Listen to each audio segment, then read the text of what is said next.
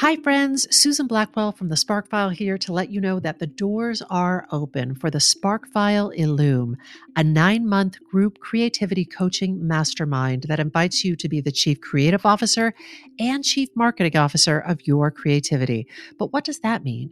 That means in 9 months in Illume, you will clarify and advance your big creative goals and learn how to effectively share your work with the world. Now, if you're listening to this and you're an experienced creative or an accomplished professional who seeks a space where it is safe to attempt something you've never tried before, or complete a big creative project, or take your work to the next level and acquire the skills needed to share your creative work with the world, Illume might be right for you. We are calling in emotionally intelligent, high-functioning creatives who are ready to level up. You can find out more by going to thesparkfile.com/Illume, but do it now to find out if Illume is right for you and to save with early bird discounts. That's thesparkfile.com/Illume. Take a leap, take a risk. Go to thesparkfile.com/Illume and join us for Illume.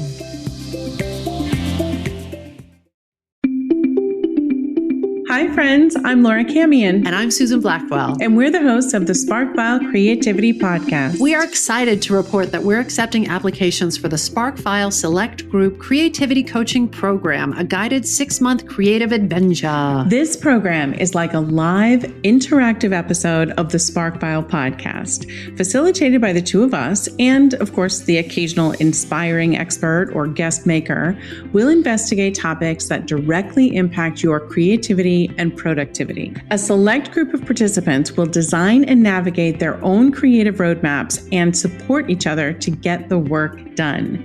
Now, you might have a specific project you want to tackle, or you might just want a healthy, productive group to engage with in a regular creative practice. At each week's virtual meetup, through activities, accountability, and interaction with a community of peers, we'll lay the groundwork for your creativity to thrive. Show up and do the work, and in 6 months' time, your creative practice will be on point and your creative project will be well on its way. As you know, we believe every single person is innately creative, but smart creative people don't go it alone. If you want to be surrounded by a group of like-minded creatives who are invested in your success, the SparkFile Select Group Creativity Coaching Program might be just right for you. If this creative mixtape sounds appealing to you, go to thesparkfile.com, click on coaching, and apply. But do it soon because spots are limited. The SparkFile podcast may contain profanity and other adult content. Please use your discretion. When I bump into something that inspires me, I dump it in my spark file. Could be something that I want to make or how I want to be. I pump it in my spark file. I jump into my spark file. Let's open up the spark file. Welcome to the Spark File, where we believe that everyone is creative, but smart creative people don't do it alone. I'm Laura Camion. And I'm Susan Blackwell. If you are an OG listener, welcome back, Sparkler. If you're joining us for the first time, know that all are welcome here. That's right. Whether you put creativity on pause during this time or whether you've clung to it like a lifeline, welcome. But if you're new to us, you may be asking yourself, what exactly is a Spark File? Where do I get one? What do I file in it? These are such good questions, and we do have answers. A Spark File is a place where you consistently collect all your inspirations and fascinations. And here's the deal. We are makers who make all kinds of things. If you're anything like us and you're making stuff all the time or want to be making stuff all the time, you know that the wellspring of inspiration can run a little dry, especially now. But do not despair. We, on your behalf, are on the lookout for fresh ideas, images, and inspiration that spark creativity and pique curiosity, things that inspire all of us, hopefully, to get up off of our asses and make things like this podcast. Or a deep dive treasure hunt within yourself. What? Yeah. God, I love our running treasure theme. I love it. Or a piece of writing that perfectly captures the life of a young artist. Okay. Every episode, we're going to reach into the spark file and exchange some sparks. And from time to time, we're going to talk to some folks who spark us too. And if you're not careful, you might see yourself in someone else's experience. So without further ado, let's open up the spark file. File. La la la la la la la la. La la la la la. Hi, Spark file. Cams.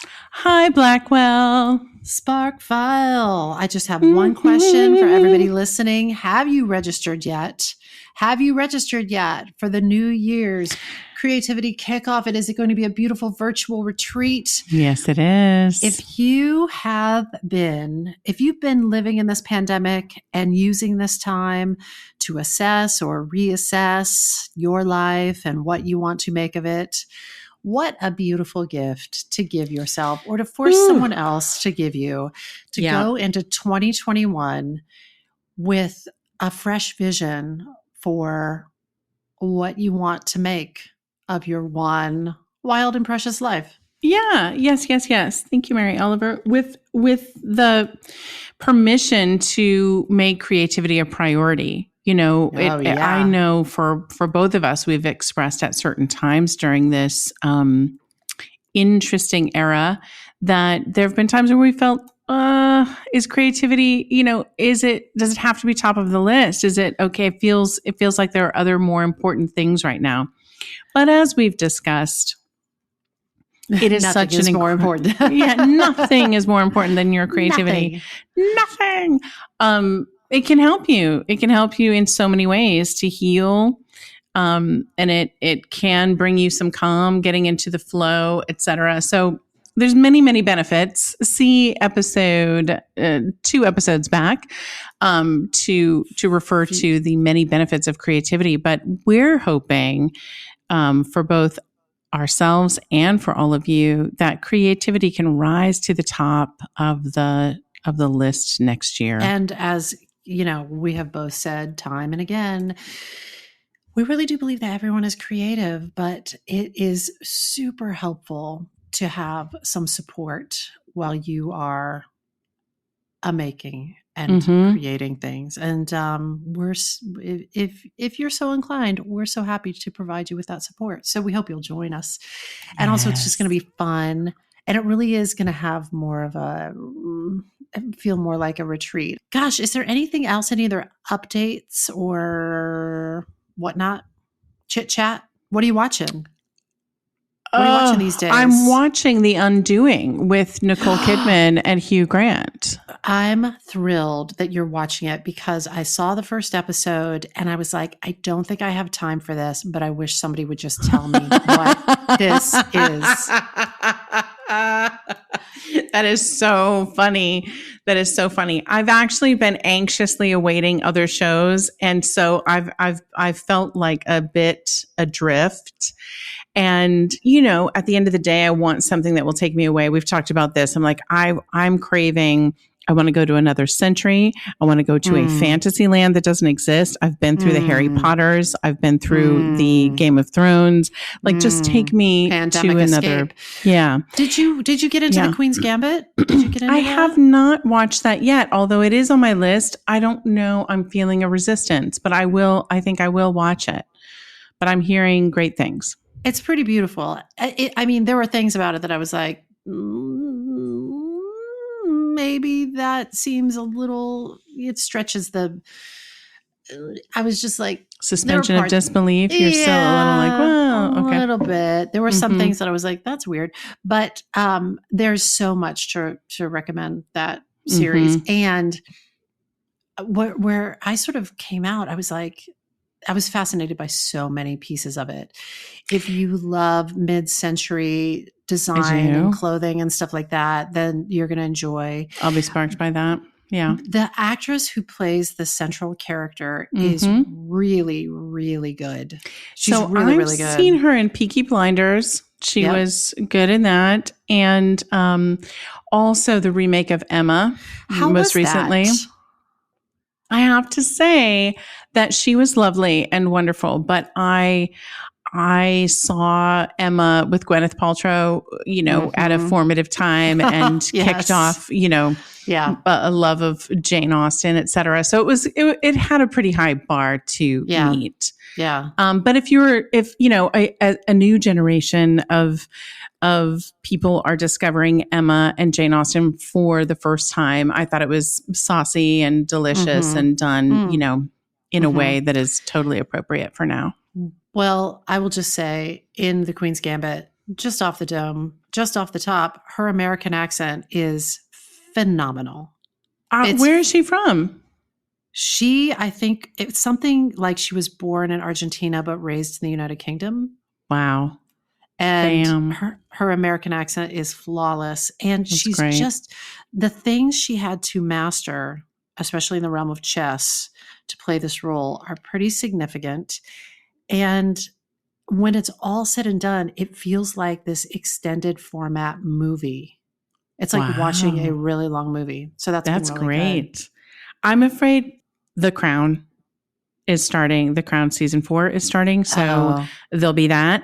And then this week, His Dark Materials season 2 is starting. The pipeline is backed up. Yeah. Now there's going to be, now we have a dearth or the drought of creative projects that I want to intake is over, and now I've got like an exciting amount. The word dearth is a word that I learned years ago, and it's slippery to me. It escapes me. But I always think a dearth, the sound of the word makes it sound like a lack, but that's not what it means. No. I just misused it. So if you go roll tape, go back, I misused it and changed my wording because I meant to say the dearth is over. Oh. Not that there's now a dearth. So I misused. Yeah. So what does it mean? Dearth means scarcity or like a lack of, it does mean lack, an inadequate supply. Yeah. Okay. Wow. It's still, that's a slippery word to me. And another word like that is nadir. And I have to be like, it's the opposite of zenith. So I don't use like either one of those words. What? SAT, baby. What? But dearth is one of those words also that if you just say it 7 times, it loses all meaning entirely. No. You have to say now zenith and nadir. What do they mean? Zenith is like a high point. Yes. Right? Yes. And a nadir is like a low point. And I think I've heard some people pronounce it like nadir, but I can't. But I can say like I'm entering into the zenith of my entertainment options of this year. I'm very excited. I don't know if that... It's a high point. Yeah. Can I say that or no? Yeah, I don't know. Now I've misused 2 words. Oh, forget it. I'm going to keep... I feel like I misuse words all the time and it's going to keep happening. Sometimes Wes does it and I find it to be delightful. He'll be in a story and he'll say a word and I'm like, okay. Yeah, that word. I'm just curious. Like, can we explore that for a minute? and then it's just we have a good time of just experimenting with how a word might be used. Yeah, there's a few of them that I'll look them up. They won't stick. They won't stick. I'll look them up. I'll explore the word to be like, I need to know what that means. I need to hold on to it. And they're so slippery. I can't even think of an example. Besides dearth, dearth is a good example, but I have a few more of them. And when I sense my brain or my tongue moving towards them when I'm speaking, yes, I am like, let me take a different path because I'm not going to be able to handle this. I have that, like, there's having it like with the definition of the word, and then there's also having it with the pronunciation of the word. And so there are words that I'll sometimes be headed towards, and that exact thing you just described. I love it. Like you're headed towards it. You could tell my brain's going towards it. Slippery when wet. I'm not going to stick the landing on that. So I'm going to go ahead and switch to a single backflip and go with a 1-syllable word. You know what I want to say to you about this? And I want to, maybe we can make a pact about it. Okay. It sort of falls in line with never, I think it's really important to never sort of mock somebody who has mispronounced a word that they've only read, but they haven't heard before. Yeah. I just think it's shitty to do that because they may not have heard it spoken out loud before. Yeah. But they've seen it in print and they take a stab at it. But I want to just make a pact with you that it's okay for us to like give it a try and fail at it and like help each other to learn more better. 100%. I feel like we already do that. We have different styles, I think, but somewhere along the line, I learned like one of my professors was just like, you just go for it and you just say it. So if we're doing cold readings, which you and I find ourselves in we have the occasion to do. Yes. I'll throw myself into it and just say it confidently and completely inaccurately. And you will graciously tell me you'll let me go on. And then, oftentimes we'll be like, I think that's said a different way. Okay, great. I hope you always feel like I take that note. Because I just will throw myself into it. I think you take that so graciously. I feel like I go into a little mini shame spiral, and I'm just it's the same way. This is something that I feel like I've been working on since I was a kid. Just being like, not everybody can know everything, and it's an opportunity for you to learn, Susan, and just not to. I think your tack is really great because you just take a run at it. Whereas I think I run in fear from it instead of just like being like, I'll give it a spin. You know what I mean? Yeah. But I think that makes the pact even more important. We won't make fun of each other for not knowing something. We'll take a run at things and, sort it later and learn something. Yeah. As we go. Yeah. It's fine. As we go. We'll grow as we go, to quote a Ben Platt album. So listen, may I interest you in a fresh spark? I'll take a spark, please. Okay. So this is an old spark from deep in my spark file that came back to the surface when you and I were having a conversation with a person who had reached out to discuss some private coaching with us. This wonderful person who resparked this spark for me is named Barry Byrne, and I want to thank Barry for this spark. Barry. Mm-hmm. Do you know the writer Helene Hanff? Does that name ring a bell to you? I cannot say that it does. See, nobody can know everything. I'm so excited to get to share Helene Hanff with you. And there's another great example of, I don't know if I'm pronouncing her name correctly. I've heard it pronounced both Helene and Helen. It's spelled like Helene, but the doormen in her building say Helen. So maybe that's correct. But in other contexts, I've heard Helene and Helene. So maybe I'll offer you all the pronunciations throughout the course of this, and then the listeners can take a vote on what they like the best. Anyway, Helene Hanff wrote a number of plays, TV scripts, and books in her life, but she is probably best known for writing 84 Charing Cross Road. You might know and love that book, or you might be aware of the movie, which starred Anne Bancroft as Helene Hanff. It is a book that the real-life Helene Hanff wrote about her decades-long correspondence with the employees of a bookstore called Marks & Company. I guess they call it Marks & Co., actually, located at 84 Charing Cross Road in London, while Helene herself was living in New York City. Cams, have you ever bumped into this in your life? Cool. I have not. I can't wait. I'm going in completely into the dark. It is, for many, it is a beloved book.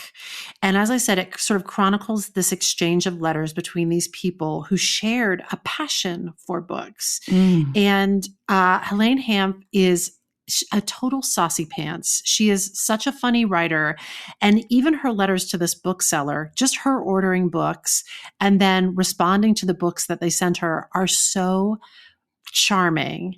And over the 20 years of this correspondence, that's right, 20 years, the writers of these letters form a real bond. And I have to say, reading her books kind of made me fall in love with New York City again and made me want to visit London again. Yes. And yes, please. and furthermore, actually made me want to read again, which I rarely make time for unless it's tied to some professional obligation.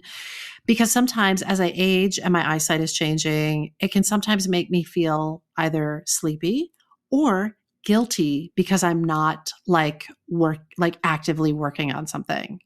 So, but her books make me want to read, and especially 84 Charing Cross Road. I cannot wait to pick them up. I can't wait. Yeah. Yeah. She is really something. Her writing reminds me, it's not exactly, but there are elements of it that remind me of David Sedaris, and that her voice is so clearly her own. Mm-hmm. And she's such a funny little ball buster. They really do. Those books are like eating popcorn. They go down so easy. But today I don't want to talk about 84 Charing Cross Road. I want to talk about a book called Underfoot in Show Business. And I think while I'm talking, you may hear POTUS is on my lap and he's snoring. So occasionally you might get a tiny dog snore. So Underfoot in Show Business is a book wherein Helene Hanff talks about her early life as a young creative who was lured from her hometown of Philadelphia to her adopted hometown of New York City. And to give you a taste, I just want to read the dedication page to you. Here we go.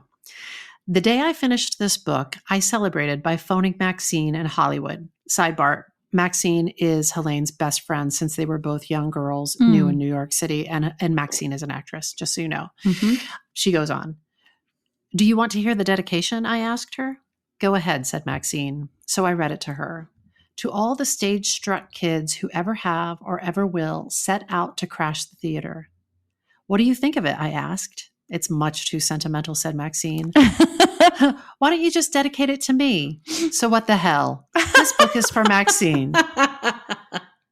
And then turn page, and I'd like to read to you a subsequent page with a note to the reader. These are Helene's words. You may have noticed this book was not written by Noel Coward. It's a book about show business, where fame is the stock in trade, and it's written by a name you've never heard of and probably can't pronounce.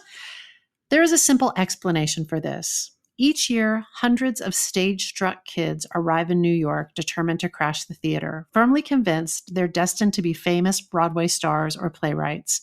1 in 1,000 turns out to be Noel Coward.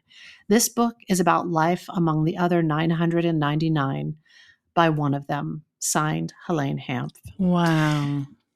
So I fucking love this book. I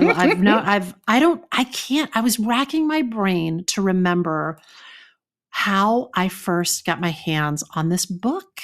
And I cannot remember if I was just in a bookstore and when I still went to bookstores and I spotted it, or I could not remember, but I know I've had it. And I've given it as gifts for 20 years. I mean, I've known about this book for a long time. And I'm going to do something that I've never done before on the Spark File. Okay. I'm going to read you one amazingly Sparkish chapter from Helene's book, Underfoot in Show Business. Here's the thing. This is how, in private, you and I, Cams, might share a spark with each other. Yes, it's true. And I'm going to be honest, I was a little nervous to do this because I don't really have permission to do this. But then I noticed there are people reading the whole of 84 Charing Cross Road on YouTube. And those videos have been up for years. So I was like, I'm going to share the spark and I'm going to read from this book. And if necessary, I will cease and desist. But I think that Helene Hanff would get a kick out of it. So Suze, I want to tell you, I'm going to do something right now that will hopefully relieve a little bit of whatever stress you're having. I am online. I'm clicking the hardcover version. I'm adding that to my cart and I'm purchasing it right now. Gorgeous. So somebody's getting paid. But hopefully, my hope in reading this is if you hate it, fine. But if you love it, I just want to turn you on to the writing of Helene Hanff because I just think she is a dream. She's a little dreamboat. Now, you have to know that this is a period piece, and this book was originally published, I think, in the 70s and lived much earlier than that. So just bear that in mind. But let's enjoy Chapter 7, No Legs, No Jokes, No Chance.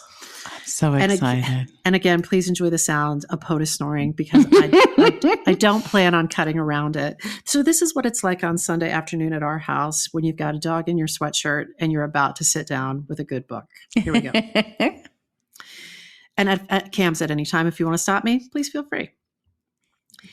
It began in December of 1942, the morning after the opening of a guild flop called The Russian People. Despite the fact that we'd waited up until 4 a.m. for the notices, Joe and I were at work at 10 a.m. as usual, composing ads that would fool the public into thinking the show was a hit. Joe was the Theater Guild press agent. I was his assistant. Side spark, I think of you every time I read this, Camian, because of your life in PR and marketing. And with Manny, my mentor, Manny is your Joe. Gracious. That's right. It always reminds me of you too. So here we go. We'd only had 4 hours sleep, but we were both wide awake. You couldn't possibly get drowsy in the Theater Guild press department, not in December. Our top floor offices got whatever heat was left over from the casting department on the floor below, the executive offices on the floor below that, and the theater itself, which was on the ground floor. The Russian People was a ponderous bore about the Nazis and the Russian front, but Joe, like the good press agent he was, had persuaded himself by opening night that it was the greatest thing since Hamlet, and he took the notices hard. So we weren't talking much that morning. We just glumly pulled quotes for the ads. Polling quotes worked like this. I'm loving it. If Brooks Atkinson, the Times drama critic, wrote, "For the 4th time this season, the Theater Guild has wasted a superb production on a dull and empty play," you pulled out the 2 good words and printed at the top of your ad. Camian, do you want to say it? Superb production is what I heard. That's right. Quoted to Atkinson Times. Oh, genius. This sort of thing takes practice, but by the time The Russian People opened, we'd had a lot of practice. Not to beat about the bush, The Russian People was the Guild's 16th straight flop. It was only the 8th for me. I'd only worked there a year and a half. I got the job when I came back from Deer Trees. Deer Trees, just so you know, Laura, is a summer theater that the author had worked at. My agent phoned me one day and said Miss Helburn had read my new play and wanted to see me, and the next afternoon I went to Terry's office. "Dear," she said, "I don't like this play very much, but I wanted to find out how you're getting on." I told her that I was out of work and starving to death, and Terry asked what jobs I'd had. When I mentioned Oscar Serlin's press department and the press agent I'd worked for the season before, she nodded. "Joe Height, our press agent, needs an assistant," she said. "He's on the 4th floor. Run up and tell him I said you need a job and you're very bright." So I took the elevator up to the 4th floor attic and went down the hall past the auditor's office to the press department. Lois, Joe's secretary, was sitting in the outer office surrounded by the usual press department litter of newspapers, posters, glossy photos of stars, and albums of press clippings. I asked if I might see Mr. Height, and she told me to go on into the inner office. Joe was sitting with his feet up on the desk, reading a newspaper. He had a round Irish face which peered at me above the newspaper inquiringly. "Miss Helburn sent me up," I said. "She said you need an assistant." I stopped, being too shy to sell myself, and waited for him to ask where I'd worked before and whether I knew how to interview stars and write publicity stories for newspapers. I didn't realize the weight of the simple "Miss Helburn sent me up." "Well, all right," said Joe resignedly. "You want to put your typewriter over there?" And he peered into the outer office and pointed to a spot near Lois's desk. Lois and I got the former assistant's typewriter from the floor of a closet and put it over there, and I was assistant to the Theater Guild press agent. Wow. Camian, pause. Wow. This reminds me of when you went to work at Blue Man Group and you got there to interview and they were like, "We have a few jobs." I feel like it's so old-fashioned, but you actually got hired this way. It's kind of true. Like I had a conversation with someone and they were like, "Well, there's a lot. We're growing and we need some people and you seem great. And they recognize they recognize something in you. Anyway, this reminds me so much of you. I'm loving it. She's a writer, so much. Okay. This is also just for our listeners, edification. I was not alive in 1942 and this, But you have worked in NPR in marketing and you are a somehow playwright. Worked for 80 years. There you go. Yeah. So going on. Part of my job was to go to all guild openings to help Joe with the critic seating list. And at my first theater guild opening, it was heaven to be standing between Joe and Johnny, the casting director, all of us leaning our elbows onto the broad, plush-covered railing behind the last row of seats as the last glittering couples in evening gowns and dinner jackets followed and ushered down the center aisle. Our eyes swept the packed rows of the first night celebrities, a sea of carefully groomed heads that rolled away to the stage. Suze, then I'm like every Blue Man show in every city that we opened, that was me. Yeah. That was definitely me. You where we seating all of the celebrities and the critics, and we're standing in the back. Oh my gosh. Okay, keep going. Yeah. And then watching the back of the heads to see how they're enjoying it. Yes. Yep.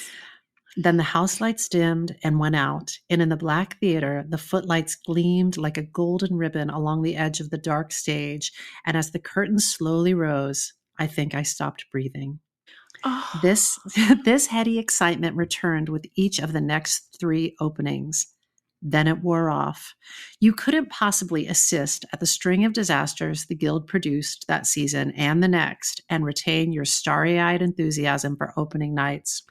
The first show I worked on was Hope for a Harvest, which flopped so badly that the stars, Frederick March and his wife, Florence Eldridge, took an ad in the newspapers the next day with a cartoon of a trapeze artist missing connections with his partner in midair and a caption reading, "Oops, sorry." Oh my gosh. Imagine, to get that ad in the paper, they had to know that was coming. They must have. Oops, I mean, sorry. Oh my gosh. I know.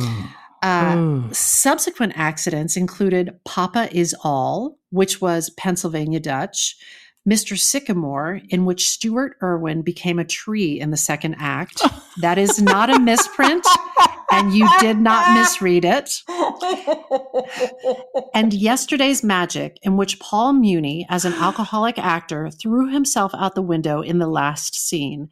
Add a couple of ill-fated revivals of classics, a limp comedy called Without Love, which not even Katharine Hepburn had been able to prop up for long. And finally, on this morning in December, The Russian People. Looming up ahead, according to the brochure we'd sent to Guild subscribers in 19 subscription cities, was a new American folk opera. Like Porgy and Bess, we assured everybody. It was to be based on an old Guild flop, and in true operatic tradition, it was to have a murder committed on stage and a bona fide operatic ballet. Considering our track record on even the most standard fare, this projected opera had given everybody the Jim Jams. Camion, can we please bring the phrase, given everybody the Jim Jams back? Yes. Get hashtag Jim Jams trending. Okay. Oh my God. That's awesome. It was to be the Guild's most expensive venture in years, and the rumor that had reached us that morning put an end to our worries about the folk opera. The rumor was that after 16 flops, the Guild was bankrupt. Word spread from floor to floor that Terry and Lawrence were planning to sell the Guild Theater and the Guild building to pay their debts. When the sale was complete, the Theater Guild would cease to exist. People from the other departments wandered morosely up to our offices that day to indulge in the usual morning after castigation of the management. Our attic was ideal for this. This reminds me of your office too. Remember your office up there? God. Above the Astor Place Theater in New York City. Yes. Our attic was ideal for this since it was the one place in which Terry and Lawrence could be counted on not to set foot, especially in December. All day long, the wage slaves from casting, subscription, auditing, play reading came in to sing the usual litany freely and with feeling. This would not have happened, the litany began, if Terry didn't sit over at the hairdresser's letting some floozy pick her plays for her, if Lawrence didn't lie on the casting couch plucking lofty, expensive ideas out of that goddamn mustache with a vast unconcern for what the public would pay to see, if, when the lofty ideas flopped, the two of them didn't embark on monster economy drives, which consisted of cutting down the number of towels rented weekly for each office and threatening to take the water cooler out of the casting department because, said Lawrence, too many strangers were drinking our water. And if, year after year, they didn't insist on selling season tickets in 19 subscription cities for 6 forthcoming Guild productions when they only had 4 plays under option and disagreed violently about 3 of them, and so on and so forth. It was an old refrain with lots and lots of verses. POTUS is snoring so loud right now. Oh, I love it. But on this December day, the tone was particularly bitter, not just because December was a very cold month in which to be thrown out of work, but because for all their talk, nobody who worked there was eager to see the Theater Guild close down. Most of them had been there for years. They remembered the great days of the Luntz, the Shaw openings, and the 5-hour O'Neill drama, which the stage doorman was said to have referred to innocently throughout its run as strange intercourse. The real name of the play is Strange Interlude. So Joe and I finished making up the ads, and then he went down to get Lawrence's okay on them, and I went down to get Terry's. She was in her office in an armchair having tea. Her fluffy white hair was rinsed a deep cerulean blue that season. Her blunt nose and blunt chin were as cheerfully pugnacious as ever. "Well, dear," she said when I came in, "we seem to be having a run of bad luck."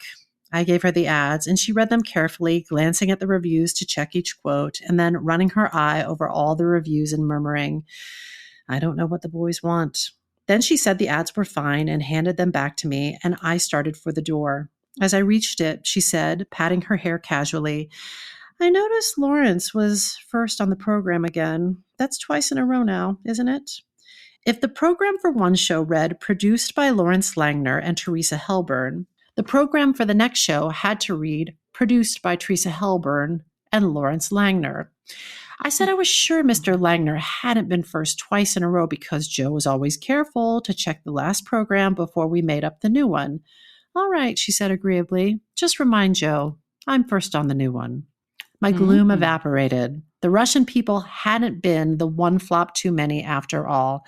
We were going to do another one. We read about it the next day in one of the gossip columns. Joe came in with the afternoon dailies and said resignedly, "Terry scooped her own press department again. She was always scooping us. She never told us anything about a new production for fear that we'd tell somebody. In the theater, everything is a secret. Then she'd go and confide in some columnist. It appeared that between acts of the Russian people on opening night, she'd told a columnist, in strictest confidence, that the composer and librettist had finished the new Guild opera and that it was to be called Away We Go. Down the hall, in his cage, Jack, the auditor, floating on a sea of unpaid bills, shouted at anybody who went past, "What do they think they're producing an opera with? What are they using for money?" And the question was indeed pertinent. During the next few weeks, we heard that they were holding backers' auditions and that they had the promise of 1/3 of the money needed from Broadway's biggest single backer, though there were several ifs attached to his promise. The new year set in, the Russian people closed, and the management plunged on with Away We Go. By the end of January, Joe and I had all the names connected with it. It wasn't your normal operatic cast. The male lead was to be sung by a young man who played the juvenile in Yesterday's Magic. I love these old show names. They kill me. The juvenile in Yesterday's Magic. And the singing comedienne was the ingenue from Papa Is All. Both were unknown, of course. The leading comic was very well known in the Yiddish art theater, but hadn't done much in English. The score had been composed by the leftover halves of 2 teams, an operetta lyricist whose composer partner had just died, and a musical comedy composer whose lyricist partner had died, and a Russian ballerina and an Armenian director from Hollywood, and our American folk opera was all set. During February, people from other floors drifted into our office with progress reports. This was, they informed us, the damnedest musical anybody ever hatched for a sophisticated Broadway audience. It was so pure, you could stage it at a church social. It opened with a middle-aged farm woman sitting alone on a bare stage churning butter, and from then on, it got cleaner. They did not feel a long sequence of arty dancing was likely to improve matters on the farm. The purity complained of was obvious on the day of the dress parade. As the girls walked across the stage in their period farm dresses, not an ankle or an upper arm was visible. I don't even remember seeing a neck. As I left the theater, I heard Lawrence suggest to the costumer that the dresses might be cut a little lower here and there without spoiling the authenticity. The show was to open in New Haven early in March, and Joe went up a few days before the opening to beat the drum for it. He was very worried, not about the show. Joe admitted frankly that there was still some work to be done on it, but he believed by the time it opened in New York, it would be the greatest show since Hamlet. What worried him was that some drama editor or some columnist's assistant like Winchell's Rose would sneak up to New Haven and see the show before it was ready, capital R ready. As of now, Joe did not feel it was capital R ready. It was always a producer's worry that somebody in a newspaper's drama department would sneak out of town to a pre-Broadway trial and write a report that would kill the show before it ever opened. But no drama department editor scared them half as much as Winchell's Rose. Walter Winchell's column appeared in cities across the country, including all of the Guild's subscription cities, and was immensely influential. If Winchell's Rose, she must have had a last name, but I never heard her called anything but Winchell's Rose, snuck out of town to see the tryout, the effect might be devastating. Now, this is so funny and interesting because now we live in the age of internet where nothing is sacred. You could be a stand-up comedian trying out new material. Somebody records it and puts it up online before you even have a, you know what I mean? Like before they even leave the theater. It's up. Exactly. Yeah. That's right. That's right. Amazing. Away We Go opened in New Haven to mild but approving notices. Pleasant, pretty musical, they said, which cheered us. But about mid-afternoon, a newspaper reporter phoned and left word for Joe to call him as soon as he got back from New Haven. He said he had an important item for Joe. He didn't sound as if it were anything pleasant.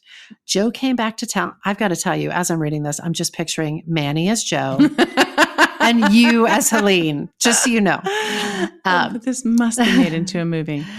Joe came back to town full of enthusiasm. The show, he assured us, was great. It had a few weak spots, but they'd all be strengthened in Boston. Some wiseacre from an afternoon daily had snuck up from New York and had said bluntly that the show was corn and wouldn't last a week on Broadway. But, said Joe, Terry and Lawrence were not worried. They knew they had a hit. Lois gave him the reporter's message and Joe returned the call. He listened for a few minutes, thanked the reporter, and hung up. Then he told us the news. According to the reporter, Winchell's Rose had gone to New Haven and seen the show and had wired Winchell her report on it. The wire had read, "No legs, no jokes, no chance." Winchell had shown the wire to the backer who had promised a third of the financing, and as a result, the backer was pulling his money out of the show. Joe called Terry and Lawrence in New Haven. They'd heard about the telegram. Joe didn't mention the backer, and neither did they. How they expected to finance the Broadway opening, we still didn't know. But when Joe left for Boston, the show was still scheduled to open there the following Monday and in New York 2 weeks later. The show opened in Boston to fair notices, not nearly as good as those Boston had given some of our other flops, and certainly not notices you could get last-minute financing on. So we still didn't know how the show was to open in New York till Jack tossed us the news casually with our mail the next morning. Terry and Lawrence had sold the Guild Theater and building to a radio network. Away We Go would open on March 31st as scheduled. So they fucking sold the building to pay for the show. Whoa. That's some high stakes gambling right there. Wow. Joe phoned from Boston with instructions about the opening night press release to be sent to 10,000 Guild subscribers. He said that the whole second act had to be thrown out and that the company was working round the clock on a new second act. With a new second act, Joe felt it would be a really great show. For the next few days, Lois and I were busy addressing envelopes and grinding out 10,000 copies of the press release on the mimeograph machine to tell the world about the new American folk opera, Away We Go. We had about 8,000 mimeographed when Joe came back from Boston and broke the news to us that we'd have to throw them all away and start over. There had been a title change. Nobody, it seemed, liked the title Away We Go. The composer had wanted to change it to Yes Sirree, but Joe was thankful to report he'd been talked out of it. The title finally agreed upon, thanks largely to Armina Marshall, Lawrence's wife, who came from out that way, was Oklahoma. Oh, my. It sounds fine to you. You're used to it. But do me a favor and imagine you're working in a theater and somebody tells you your new musical is to be called New Jersey or Maine. To us, Oklahoma remained the name of a state, even after we'd mimeographed 10,000 new releases, and despite the fact that Oklahoma appeared 3 times on each one. We had folded several hundred of them when the call came from Boston. Joe picked up the phone and we heard him say, "Yes, Terry," and "All right, dear." And then he hung up. And then he looked at us in the dazed way people who worked at the Guild frequently looked at each other. "They want," he said in a faraway voice, an exclamation point after Oklahoma.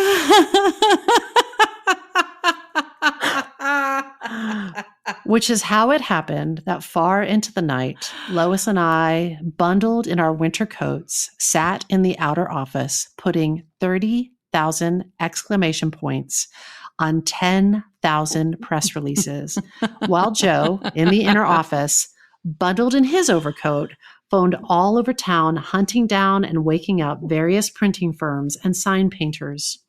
We were bundled in our coats because the heat had been turned off by an economy-minded management now happily engaged in spending several $1,000s to alter house boards, playbills, ads, 3-sheet posters, and souvenir booklets to put an exclamation point after Oklahoma. We were not sold out for the opening, New York subscribers having dwindled to a handful after 16 flops, nor did we get any help from the weather. When I woke on the morning of March 31st with a cold, it was snowing. By 6 that evening, the snow had turned to sleet, and my cold included a cough. As I left the office to go home and climb into a drafty evening dress, Joe took pity on me. "I don't need you there, dear," he said. "Don't come unless you feel like it." I felt guilty about not going as I ate a quick dinner in a cafeteria, but by the time I'd fought my way home through the sleet, guilt had given way to self-preservation. I undressed and crawled thankfully into bed. In bed, I reached for the wet newspaper I'd brought home and opened it to the theater page. Our big opening night ad leaped out at me. "Oklahoma," with the exclamation point. Slowly, surely, with that foggy bewilderment you were bound to feel sooner or later if you worked at the Theater Guild long enough, I saw that Terry and Lawrence were right about the exclamation point. I did not allow myself to speculate on the insane possibility that they might also be right about such brainwaves as a clean, corn-fed musical with no legs and no jokes, and with a score by Richard Rodgers and Oscar Hammerstein II. Oh my God. Who'd never collaborated before. A full-blown ballet by an unknown young choreographer named Agnes DeMille, and a cast of unknowns including Celeste Holm, the ingenue from Papa Is All. I switched off the lamp, thinking how typical it was of both this epic and the Guild that the notices would appear on the morning of April Fool's Day. I coughed, I pulled up the blankets, and as I drifted off to sleep, said a silent good luck to Alfred Drake, the juvenile from yesterday's magic, who was at that moment strolling out onto the stage of the St. James Theater singing, "Oh, what a beautiful morning." That, I'm gonna cry. That, you know what just kills me about that? She did all that work and slept through the opening night Through the opening of Oklahoma. Oh my God, the way she crafted that and just how many opening nights she had been through. So it makes sense. You're like, oh my God. At first glance, you might be like, how is it possible that you skipped the opening night of this thing that will become, a classic? And it all makes total sense. That's how it happened. Oh my God. Of course, that's how it happened. She is really something. And she was in the trenches. Camian, this again, doesn't it remind you? It feels like pages torn from your life. It does. I'm like, oh my God, I need to write some stories because that's inspiring. It's all so like you really can feel like when you are as theater people, I think we all could, all of that resonates so deeply. It's in our bones. But here's the thing. You have been present for some extraordinary things. I've been present for some extraordinary things. And, what's the difference? She wrote it down. She wrote it down. Yes. She's a great writer, but so are you. And so are a lot of people. So Write it down. Write it down. So speaking of what has been made of it, the work of Helene Hanff has been adapted into plays, movies, TV movies. In her own life, her writing was the basis for a radio series on the BBC, but I think there is still more to be made of it. So let's talk about what we make of it. So here's a little what we make of it. Nathan and I, we like to read to each other as just an alternative to watching television in the evening, stuff like that. So we are actually reading 84 Charing Cross Road to each other. And I read all the women's letters, and then he reads all the passages written by men. So that's so sweet. It's so fun. And it's so, oh my God, it's so entertaining. There is no audio book of Underfoot in Show Business. Our friend Barry Byrne, who I thanked at the beginning of the Spark, had the idea of recording it for her friend who is facing a long recovery after a fall. And I thought that is such a wonderful idea. Yeah. Yes. That would be what a great gift for somebody. Absolutely. And there should be an audiobook of that. My God. I know. It's so good. It also reminded me what it was like to be a new artist in a big city. And it made me think about how I had to walk. Oh my God, Camian, I remember having to walk. This sounds like when I was a kid, but it's true. Having to walk 50 blocks because I couldn't scrape together subway fare. Yep. And having like times where I would call the office where I was temping from pay phones because cell phones didn't exist yet. And I'd be like, I'm sorry, I'm almost back. I think there's something wrong with the connection, but it's because I would be at an audition and I'd be trying to cover it up. The other thing I make of it is raw inspiration for life. We are living in a time when the world is in great flux due to this pandemic. And New York, of course, has been especially hit hard, including industries that are dependent on live gatherings like Broadway. It's absolutely unprecedented that long-running Broadway shows in long, thriving Broadway theaters have been dark for months. Yeah. And I've been thinking a lot about how this time I think is going to serve as a big reset in a number of ways. I think these resets are going to occur on the macro level when theater does reopen. I'm sure that there is going to be a big do-si-do of what shows are in what theaters and what actors are cast in what roles. Yeah. Because if you were in Hamilton and you've made a decision during the pandemic about a different tack that you want to take with your life, or if the producers have made some sort of decision, I just think there's going to be a big reset that's going to make room for new talent. Yeah. I completely agree. Yes. There's always turnover in New York as people age and make different life choices. But I think this is going to be a reset that is not gradual. It's going to be big. And I think of all the young Helene Hanffs who are going to flow into New York City. When it's safe to do so. Yeah. Yeah. When it's safe to come back. I highly recommend this book because though it is set in a different era, it captures what it's like to get by on very little money in New York City and to really be a working class artist, which I think she was for the majority of her life until much later when her books started to have some success. I think, Suze, I think you're so right about that. I think that the energy is what doesn't change. We're talking like when I experienced similarities in my life, that was the late 1990s, the early 2000s. And we're talking about, 40, 50 years difference. And now, same thing, like the details might change, the details of how those reviews come out or how quickly they come out. Yeah. But the energy behind it and what everyone is there for is the same. And the belief and the joy of the arts, the belief in it, like their belief was so strong. They sold the theater in order to keep their business alive, to keep the shows going. Yeah. I mean, that's some Hail Mary shit. That's some Hail Mary, and that's some like belief in the value of theater. Yeah. Yeah. Yeah. Yes. I think, just speaking of resets, that this is going to be occurring on the individual level. I think people's routines have been disrupted and they are using this time to assess what they want the next chapter of their lives to be. So for instance, if you're a New Yorker and you're like, I don't think I want to live in New York anymore, or if you've always wanted to live in New York City, but you've never prioritized it or made it here, maybe this is a time to take advantage of a favorable real estate market. If you're an actor, you might be thinking about if you want to return to an 8-show-a-week schedule.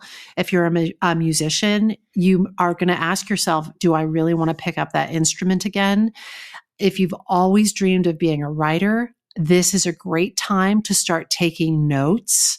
You all who are listening to this, and just being present for the hullabaloo around the opening of a musical like Oklahoma, that's pretty noteworthy. This time we're living in now is even more noteworthy. So if you've ever wanted to be a writer, this is a really, really good time to start taking notes. Good time. Absolutely. Oh my God, Suze. If you haven't tackled your long deferred dream of being an artist, an actor, etc., it might mean diving into that. Some people are using this time to consider some really big ideas and some really big dreams, and they're beginning to manifest them. So if I were me or someone else, what I might make of it is considering, what do you want to do with this wild and precious life that you have? And not to be a shill, but I'll be a little bit of a shill. If you need help clarifying those big dreams and ideas and setting them into motion, perhaps Laura and I can support you. Yes. I think so. I think you're right. In all the ways that we do, the New Year's creativity kickoff or private coaching, or keep listening to this podcast.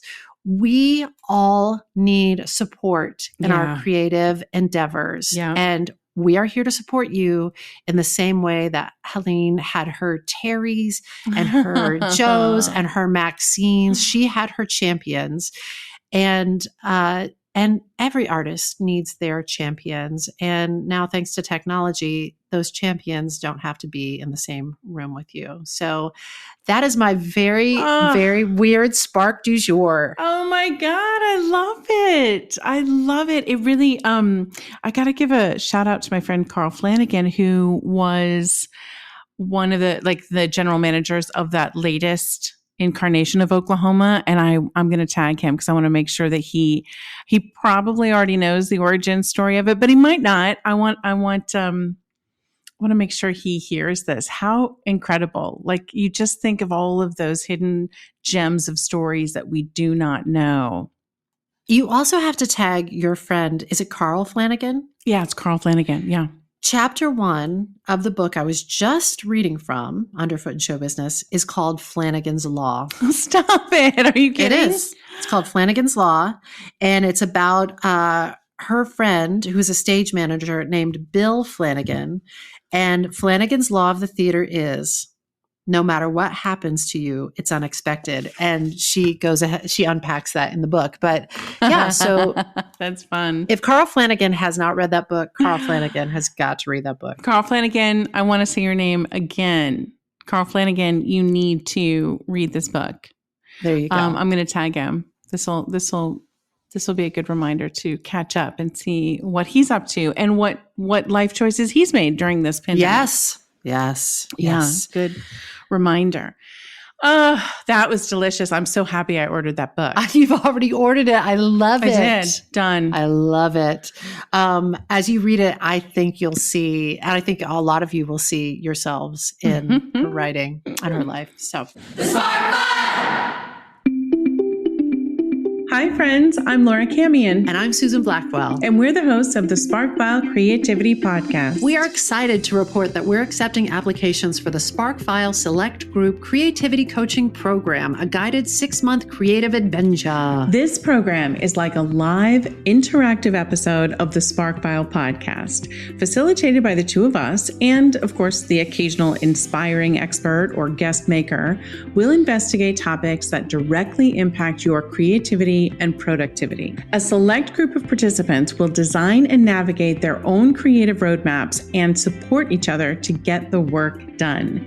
Now, you might have a specific project you want to tackle, or you might just want a healthy, productive group to engage with in a regular creative practice. At each week's virtual meetup, through activities, accountability, and interaction with a community of peers, we'll lay the groundwork for your creativity to thrive. Show up and do the work, and in 6 months' time, your creative practice will be on point and your creative project will be well on its way. As you know, we believe every single person is innately creative, but smart creative people don't go it alone. If you want to be surrounded by a group of like-minded creatives who are invested in your success, the Sparkfile Select Group Creativity Coaching Program might be just right for you. If this creative mixtape sounds appealing to you, go to thesparkfile.com, click on coaching, and apply. But do it soon because spots are limited. And we're back. Oh my God, that was so long. Oh, that was fun. That was super, super fun. It struck me as I was reading it to you, Camion, that I always, when I picture those scenes, I picture you and Manny up in your office. Like I've cast you in it in my mind, and I didn't realize it until I was reading it to you. I love it. It also reminded me of Liz Gilbert's latest book, City of Girls. It's about, kind of that time frame, Broadway in New York. A young, fresh face arrives on the scene and she's working backstage. She's not, on the stage. It's really good. And it's going to be made into a movie too. Wow. I forget who's doing it, but probably some heavy hitters. It'll be a good one. Great. That's great. Suze, may I offer you a spark in return? Oh, don't mind if I do. Partake in this one. Oh, that looks delicious. Suze, I've been thinking about secrets lately, and in particular, secrets as a source for inspiration. Okay. This is a sidebar. I couldn't help, in the intro, when we were doing the intro, I couldn't help comparing this spark to my previous spark about a treasure hunt. And because at first I was like, oh, this isn't quite as exciting as a treasure hunt. And then I realized, go with me, secrets are buried treasure deep within us. Ooh, huh? How about that? I'll get behind that. It's a stretch, but no, it's not. But it could be, right? There's gold in those secrets. So yeah, I've been reflecting on this lately, and I've discovered something about myself about secrets. I think you probably know this about me, but there's two things really. One, I think I'm a really good person to tell a secret to because I don't judge. Yeah. Oh, what were you going to say? Something? No, keep talking. No, keep talking. I don't judge. Yeah. But also I forget. You don't remember. I don't remember. I I think we've talked about it on this podcast, and I think you've forgotten that we talked about it. Probably, right? So we already know that. So that's a given. In fairness, I don't remember what we've talked about on mic and off mic. So it's possible we've only had this conversation in private, but I think we've talked about it on the podcast. I feel like we might. I feel like we might. So I could just rephrase that of like, as we all know, I forget. So that makes me great. That makes me great for secrets, secret keeper. Right? Yes. So you don't need to worry about me telling your secret. You're probably more likely to be annoyed with me that I didn't remember. Like you may have told me something huge for you and I don't remember. And I'm sorry about that. Yes. But also let's remember that I didn't judge you when you said it. So, hey, there's like something good there, right? That's right. But if I personally have a secret that I'm excited about, like I am the worst. I cannot wait. I can't hold it in. If I buy Wes his holiday gifts and I'm excited, I cannot wait until Christmas morning. I spoil it for myself every time. I might be able to wait like a day or two. And then I'm like, I have a secret. I think you're going to like it. Do you want to know what it is? And I'm like, why am I doing this? Why? But I cannot help it. Pretty much all around, like me and secrets are not longtime companions for one reason or another. And I will also add, as we've talked about on the podcast before, you have no poker face. And so your feelings are not secrets either. If you're feeling something, it colors your voice, it shows on your face, which is good because when there's something that feels like a little off, it helps us get to the bottom of it faster because it's sort of like you can't hide it. I can't hide it. But I also think, and I'll get into this a little bit, but I think that has been a choice.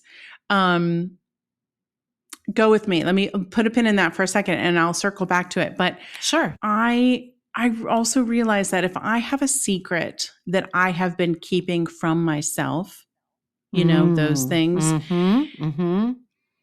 the very moment that I make the realization, I have to remedy it. Like I have to confess it. I have to work to fix it. I have to put energy towards that. Like, I guess the best example is like, if you've made the realization that you want to break up with someone, like I can't sit on that. I don't want to break up with Wes. I love him dearly. But I'm just saying like historically, like if I know that I need to do it, and if I'm in a situation where I know I need to do something, I can't do anything about it, then, oh my God, it drives me crazy because I feel like once something is clear to me, and it might be like a revelation in a therapy session or something, it's like a knee-jerk reaction.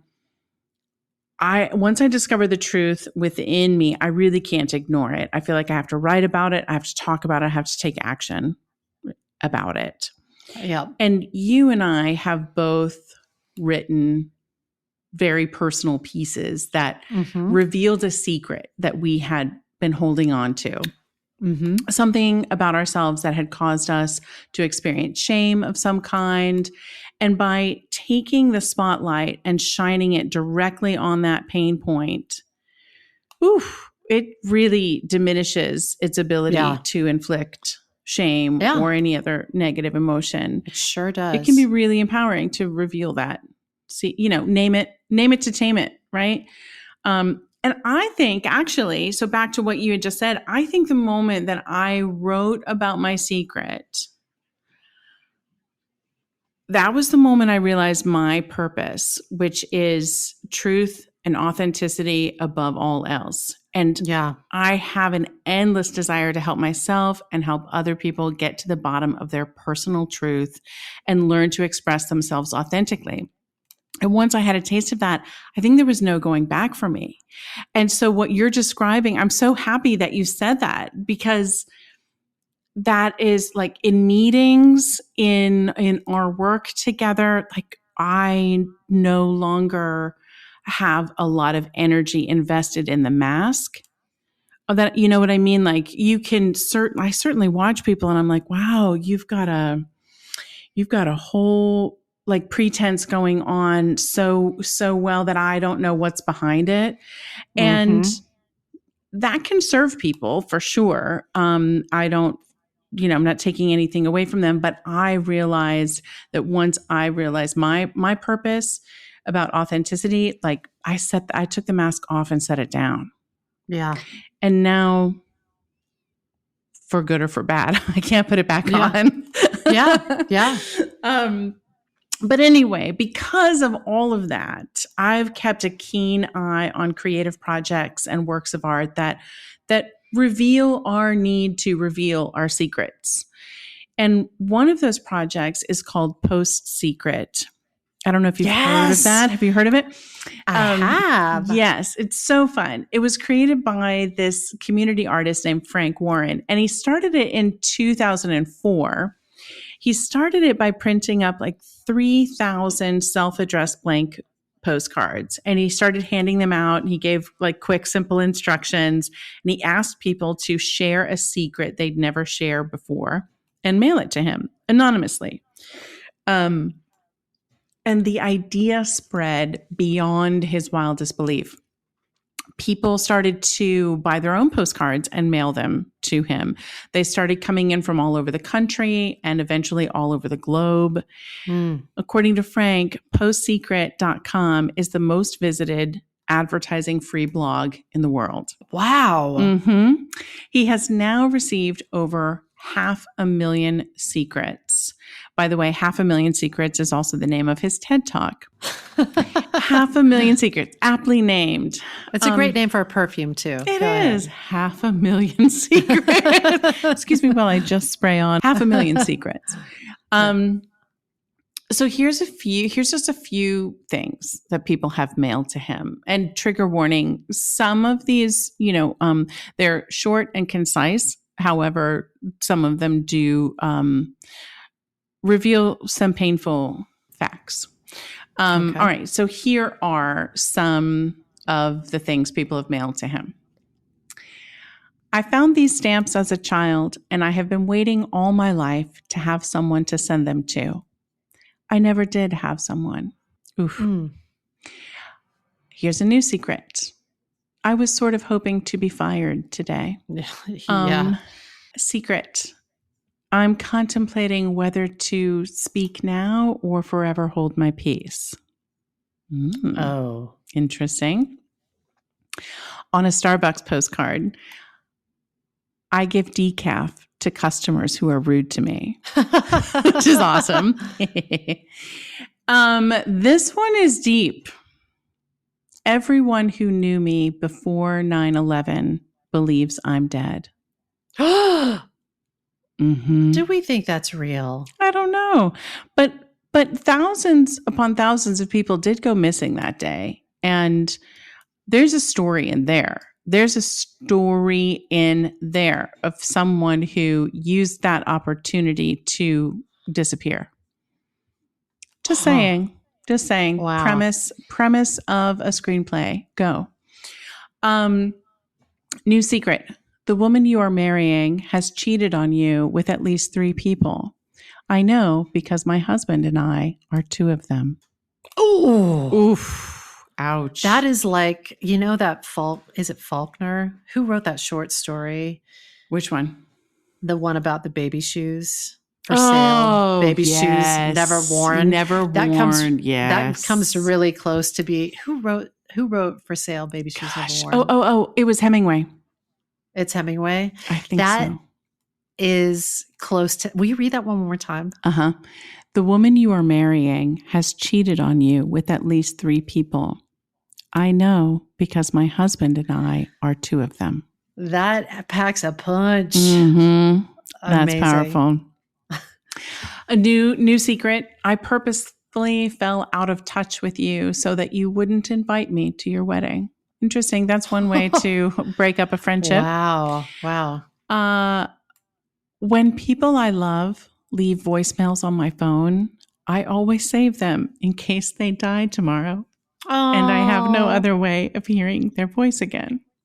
Yeah. And that one gets me because I do save. I have messages from my family members. Last one. Every time a childhood friend of mine posts to Facebook, I have an urge to message them and ask if they ever had any idea that I was being abused. Oh, God. Yeah. That's heartbreaking, right? It's so funny because they're like they really are like for sale baby shoes never worn. They are concise, they're like these and so miniature powerful stories. Yes. Yeah. Yeah. Frank believes that secrets can connect us with our deepest humanity, and they can remind us of human dramas, of frailty, vulnerability, heroism. And I agree. I also think secrets, I think they can show us the breadth of humanity, like what we're capable of thinking, what we're capable of doing, what we're capable of surviving. It goes really deep to me. Yeah. Yeah. So every Sunday, Frank posts new secrets to his blog, and thousands of people make reading them a part of their Sunday rituals, which I think is really cool. And that reminded me of after the election in 2016, artist Matthew Levy Chavez created subway therapy in New York City at the 14th Street Union Square station. Do you remember this, Suze? It was postcards. It was Post-its, not postcards. Yes. Yeah, and it had a similar effect. People were invited to leave a Post-it note expressing emotions that they were feeling, everything from women matter to together we will rise and make America love again. It was, gosh, I didn't realize that was going to get me so choked up. But it's a simple way to encourage self-expression anonymously, yes, but collectively then you're able to see that you're not alone. And then, Suze, I discovered One Hello World. Thanks to our dear friend, Austin Sargent, for finding this one. Oh my goodness. This project, I think it's been nominated or won a Webby Award. I'm not sure, but it deserves every accolade. This website, onehelloworld.com, is a place where people are invited to call, leave a voicemail about anything on their mind, worries, concerns, secrets. And musician Jared Brickman will write music behind your narrative. He calls it a soundtrack to your thoughts. And people call in. They talk about what's on their mind, everything from loneliness to sex addiction to not wanting to grow up, anything. Brickman says, for some folks, they don't feel like they have anybody else. And those might be some of the most upsetting ones with such a big, beautiful, populous planet. Yeah. And if you feel like you're in a really vulnerable situation, if you're feeling really vulnerable, you can call in and talk into the dark. I really love all of these projects, and I think they're vital for understanding how much pain people carry around and really essential for us to realize just how much alike we all are. According to ideas.ted.com, sharing secrets with strangers doesn't put your ego at risk, like sharing with an intimate friend does. But Frank Warren points out that sharing secrets anonymously can also be a rehearsal for telling the people that you care about. Right? It's a way of putting your secrets into words and, first of all, admitting it to yourself and then finding the courage to share it with a stranger. He says at that point, especially if you're getting feedback that makes you realize that your secret is more normal than you might imagine, that can be a way to drop the burden of shame and become ready to share it with a parent, a spouse, a psychiatrist, a friend, or if you're an artist, the whole world. I do want to take a moment to say this. I'm not taking the sharing of secrets lightly. There's many, many reasons to proceed with caution. So I say all of this with an abundance of caution. There are reasons that certain secrets may want to or need to stay tucked away. And that is okay. But there are times when it's safe to do so, that people take the step from talking into the dark to shining a light onto their pain point. And I think these moments can be really powerful and really empowering, which leads me to a documentary about a secret that was kept for 62 2 years. A secret that formed in 1947 and doesn't get shared until 2009. This is the secret of Terry Donahue and Pat Henschel, two women who kept their relationship and their love a secret from everyone they knew.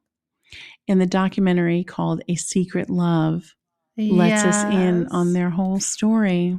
Oh, It's really amazing. I'm not going to say too much because I don't want to spoil it. I think people really should see it. But just a quick overview. It's so fascinating because it starts in their love basically, it starts in 1943. We're in the middle of World War II. All of the men are being drafted and getting into the military and fighting. And women are really counted upon to keep things, quote unquote, normal back home.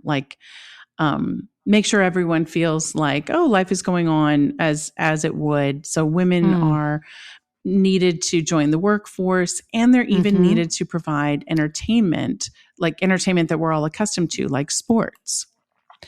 So in 1942, Philip Wrigley, the chewing gum mogul and the owner of the Chicago Cubs, was distraught over the fact that baseball teams had disbanded due to a lack of players, and they were brainstorming what could they do.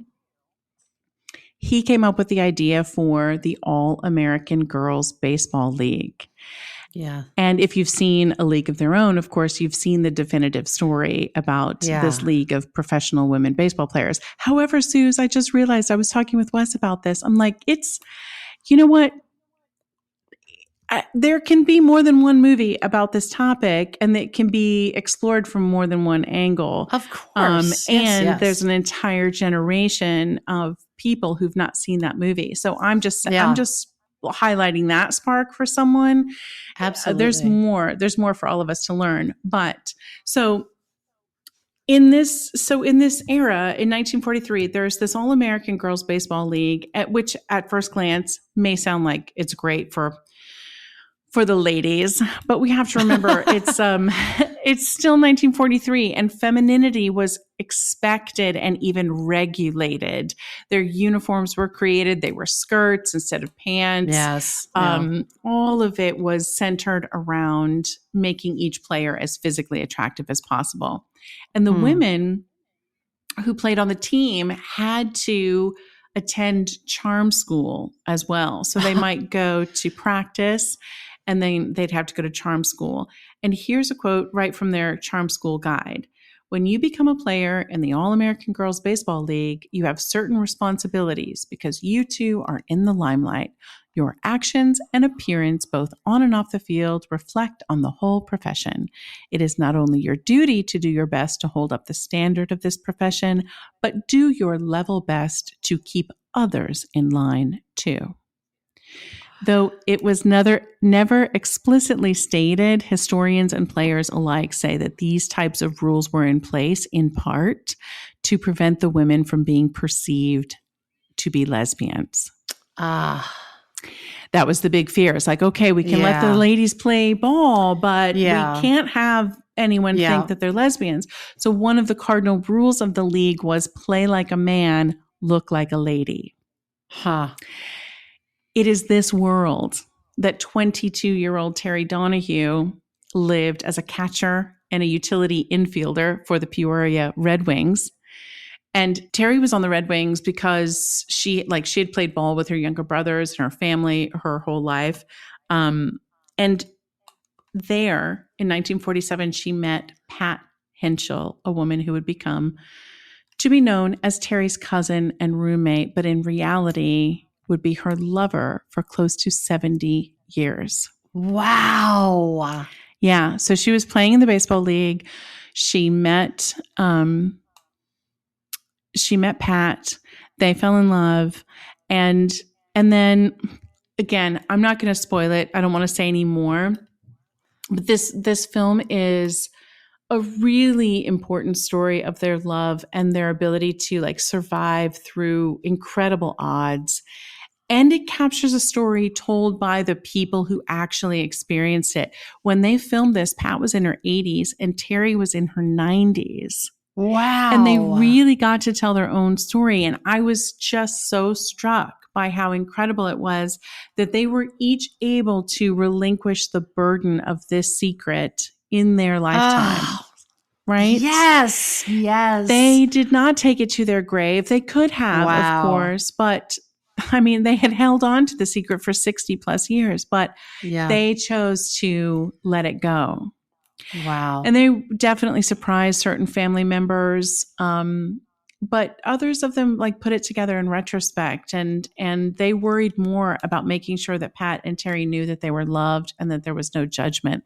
Like Terry's niece, Diana, talks very wholeheartedly about her relationship with Auntie Terry, who she had known since birth. In an interview with NPR, she said, "We just knew Auntie Terry and Auntie Pat. You know, we thought they were roommates. We knew they had both been engaged to men before and both been with men. No one needed to explain anything to us." So yeah, I think this movie is worth a watch for sure. I marvel at their commitment to each other. And as I mentioned before, I don't think I could keep a secret for 60 years. But then I've been privileged to not have a relationship that our society requires me to keep hidden. Yes, that's right. You know, that's right. I can't begin to know what they went through, fearing for the loss of their jobs, fearing for the loss of their housing and the loss of their family. Yeah. And so they take us, the movie takes us through some of that. And yet, in the end, their love was bigger. Like their love was bigger than all of that, thankfully. I love that their life and their love outlasted the requirement of the secret. Amen. That's right. I love that. That's right. Oh my God. And I love that they found a way at every juncture they found workarounds. And that's incredibly creative. It saddens me that they had to. But I'm glad that they did, and I'm glad that their love survived it. So as I contemplate what do we make of it, I think one, of course, there's many, many creative works that have been inspired by a secret, whether it's an attempt to reveal someone else's secret, like a documentary like The Jinx, or more recent documentaries that set out to tell a truth and discover a family secret, like Three Identical Strangers, which, it's three identical brothers separated at birth. And then they come together and meet for the first time and they begin to learn a dark secret of their family. Or Mommy Dead and Dearest, which is about a woman who was the victim of her mother's Munchausen by proxy, but she did not know until after her mother died. Yeah. So there's no shortage of stories told like that. There's also creative works that are driven by a person's need to take ownership of their personal history, allowing it to empower them. Like just on this podcast alone, we've talked about Honey Boy, where Shia LaBeouf was inspired by events in his past and experiences growing up as a child actor and a stint in rehab that pushed him to tell his story. And we talked about many secret loves in your Spark about Scotty Bowers and the secret history of Hollywood. Yeah.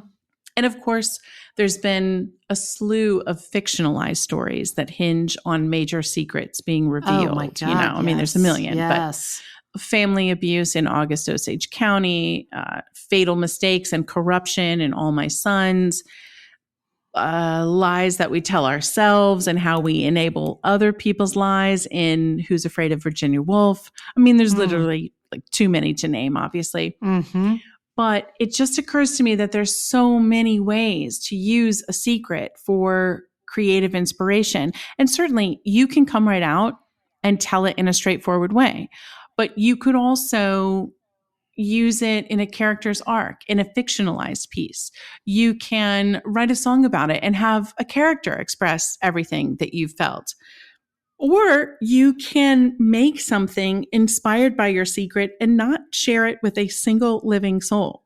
Just get it up and out of you and out of the way so it doesn't exist as a block for you. Yeah. I mean, you can send a postcard in to postsecret.com, right? I was going to, yeah. But yeah, secrets have the potential to be sparks of creativity. It is a gold mine. It is a treasure chest. Whether you share that creativity with anyone else is your choice, and you are entirely empowered to decide. But if you're getting a sense that telling the truth about something, no matter how you choose to do it, might bring you peace, might inspire you, you might want to explore the idea of telling it. Brené Brown talks about how fear and shame need 3 things in order to grow: secrecy, silence, and judgment. And I'm wondering what happens if we remove all 3 from the equation. It feels very vulnerable. But Brené also said that vulnerability is the birthplace of love, belonging, joy, courage, empathy, and creativity. Yes. So I say we start there. Camion, that's gorgeous. Secrets. What an interesting bucket of sparks. There's so much. And I mean, there's so much. As you're talking, you were talking about sort of the what do we make of it portion of our program. And we've talked about this on the podcast before, but what it brings to mind again is for quite a while in television, there was sort of I don't know if you want to call it like a guiding principle or a trope that the characters had to have secrets. A secret, yeah, yes. And so in a sitcom, it could be something like, "Oh my God, the oven mitt, it's in the turkey, and your boss is going to be here, and ding dong," and sort of that like farcical trying to keep the boss from discovering the oven mitt and the turkey, and it's sort of like I'm just like, this wears me out. I don't like people like. I didn't like the kind of chronic depiction of people trying. I just got tired of it, of people trying to keep secrets. And then by the last act of the TV show, it was sort of like, why didn't you just tell me? I didn't, I was just like, oh my God, how many times are we going to enact this? But then, and it also happened in dramas, like lots of secrets in dramas, of course. But we've talked about this on the pod before, but I always think it is so cool how the TV show Ozark flipped it. And so just when Jason Bateman's character, who's the central character of the show, would be like, just like there was no escape. There was no way that his character was going to get out of the clutch.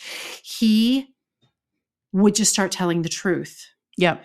Like straight up, like the truth, and how that was the thing that kept like moving him out of these situations that you were just sure the character could never get out of. Yeah. So when I realized what I was watching with that, I was like, oh, they fucking flipped it. Somebody finally flipped it. And I was so stoked. Yeah. I was so stoked. I think if you're a writer, that's the challenge, right? So how to use a secret in a new way, in a surprising way, in a different way. Which Ozark is a perfect example. I mean, perfect. Yeah. But that's such an interesting, I have to think more about this. Like what other goodness is in the spark bucket that's labeled secrets? Well, I think it really, to me, I think it depends on how energized the secret is for you. If it is something that you feel would relieve you of a great pressure, both you and I, like I said, we have both created artwork from a secret that I would venture to say is life-changing. I feel for me, there was the moment like before I wrote about it, and then there's everything that happened after. And so I think like there's power in that, again, whether you share it with a lot of people or you simply get it up and out of you, that's up to you. But I think either way, it can be incredibly empowering. But yeah, I think even those postcards, like if you can go to postsecret.com, read a secret, and probably use that as, a premise for a short story or a premise for a movie or or for a character. Like it's just a spark. It's a bucket of sparks. I'm so glad that you brought postsecret.com to my attention. I remember having the Post Secret book when it first came out. Oh, neat. Yeah. Yes. I think he's written multiple books now. I didn't know that he was still doing it. Mm-hmm. And I'm so stoked because they are like these little works of art. These postcards are really, the imagery sometimes is very creative. The way that the graphic design of them is really creative. So they're like these little works of art combined with a delectable, tiny, bite-sized little story, a little peek into the secret life of somebody. I just think it is great. It's really, really cool. Yeah. So secrets. I think it could be a place if you're harvesting sparks, you might just take a look behind the door in your mind you haven't opened in a while. See if there's anything in there of interest. Maybe there is, maybe there isn't. But I think it's a potential spark source. Well done. Is that it? I think that's it. All right. This episode of The Spark File was made on Muncie, Lenape, and Seminole land. As always, we hope that this podcast put another bunch of sparks in your file. If there is a spark you'd like us to explore, or if you've taken a spark and you've fanned it into a creative flame and you'd like to share it, email us at thesparkfile@gmail.com or submit it through our website, thesparkfile.com. We will even happily take your feedback, but you know the price of admission. First, you have to share a creative risk that you've taken recently. We hope that you'll follow us on social media at The Spark File and be sure to subscribe, rate, 5-star review this podcast. From what I understand, it really does help other listeners find us. And also, if you liked this podcast, we hope you'll share it with people that you love, IRL. That means in real life. And if you don't like it, we will gladly refund your price of admission. If something tickles your fancy and gets your creative juices flowing, we're writing you a forever permission slip to go ahead and make that thing that has been knocking at your door. It's your turn to take a spark and fan it into a flame. You know the song. Sing along with us. You got to take it and make it. Bye. Bye. Secrets. When I bump into something that inspires me, I dump it in my spark file. Could be something that I want to make or how I want to be. I pump it in my spark file. I jump into my spark file. Let's open up the spark file. Hi, friends. I'm Laura Camion. And I'm Susan Blackwell. And we're the hosts of the Spark File Creativity Podcast. We are excited to report that we're accepting applications for the Spark File Select Group Creativity Coaching Program, a guided 6-month creative adventure. This program is like a live, interactive episode of the Spark File Podcast, facilitated by the two of us and, of course, the occasional inspiring expert or guest maker. We'll investigate topics that directly impact your creativity and productivity. A select group of participants will design and navigate their own creative roadmaps and support each other to get the work done. Now, you might have a specific project you want to tackle, or you might just want a healthy, productive group to engage with in a regular creative practice. At each week's virtual meetup, through activities, accountability, and interaction with a community of peers, we'll lay the groundwork for your creativity to thrive. Show up and do the work, and in 6 months' time, your creative practice will be on point and your creative project will be well on its way. As you know, we believe every single person is innately creative, but smart creative people don't go it alone. If you want to be surrounded by a group of like-minded creatives who are invested in your success, the SparkFile Select Group Creativity Coaching Program might be just right for you. If this creative mixtape sounds appealing to you, go to thesparkfile.com, click on coaching, and apply. But do it soon because spots are limited. Hi, friends. Susan Blackwell from the Spark File here to let you know that the doors are open for the Spark File Illume, a 9-month group creativity coaching mastermind that invites you to be the Chief Creative Officer and Chief Marketing Officer of your creativity. But what does that mean? That means in 9 months in Illume, you will clarify and advance your big creative goals and learn how to effectively share your work with the world. Now, if you're listening to this and you're an experienced creative or an accomplished professional who seeks a space where it is safe to attempt something you've never tried before, or complete a big creative project, or take your work to the next level and acquire the skills needed to share your creative work with the world, Illume might be right for you. We are calling in emotionally intelligent, high-functioning creatives who are ready to level up. You can find out more by going to thesparkfile.com/Illume, but do it now to find out if Illume is right for you and to save with early bird discounts. That's thesparkfile.com/Illume. Take a leap, take a risk. Go to thesparkfile.com/Illume and join us for Illume.